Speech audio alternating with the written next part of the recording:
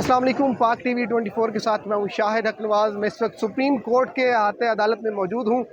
अभी थोड़ी ही देर पहले पीडीएम के जो वकील हैं, ख़ासतौर पर डिप्टी स्पीकर के जो वकील हैं इरफान कादर साहब, वो यहाँ पर पहुँचे। आप सब जानते हैं कि कल इन्होंने अदालती कार्रवाई का बाइकआउट किया था, लेकिन एक बहुत बड़ा यू टर्न सामने आया है।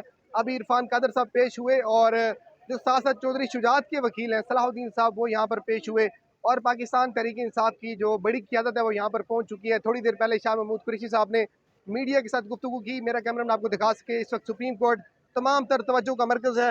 रेंजर्स की तदम दस्ते यहाँ पर सिक्योरिटी के फ़राइज़ सर अंजाम दे रही हैं। अगर इंट्रेंस की बात की जाए, वहाँ पर पुलिस तैनात है और इसके साथ साथ सुप्रीम कोर्ट इस वक्त खचाखच भरी हुई है। बड़ी तादाद में वकला पाकिस्तान तहरीक इंसाफ से हों या उनका ताल्लुक पाकिस्तान डेमोक्रेटिक मूवमेंट से, उनके वकला यहाँ पर पहुँच चुके हैं।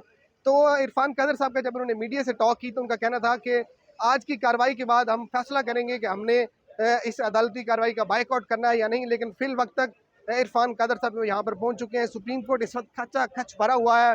तमाम तर मीडिया, तमाम तर जो उनका जो एक फोकस है वो आज के इस फैसले पर है कि सुप्रीम कोर्ट क्या फ़ैसला देती है और पंजाब हुकूमत का क्या मुस्तकबिल है।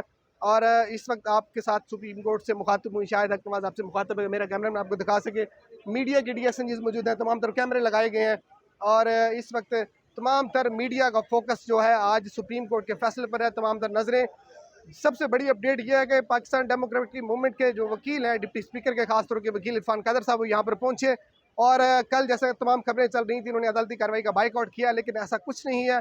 उनके वकला भी यहाँ पर पेश हो चुके हैं और देखते हैं कि सुप्रीम कोर्ट की तरफ से क्या फ़ैसला आता है। आपको तमाम तर तफसीलात से आगाह करते रहेंगे। अभी तक के लिए इतना ही। अपने मेज़बान शाहिद अकनवाज को याद दीजिए। अल्लाह निगहबान।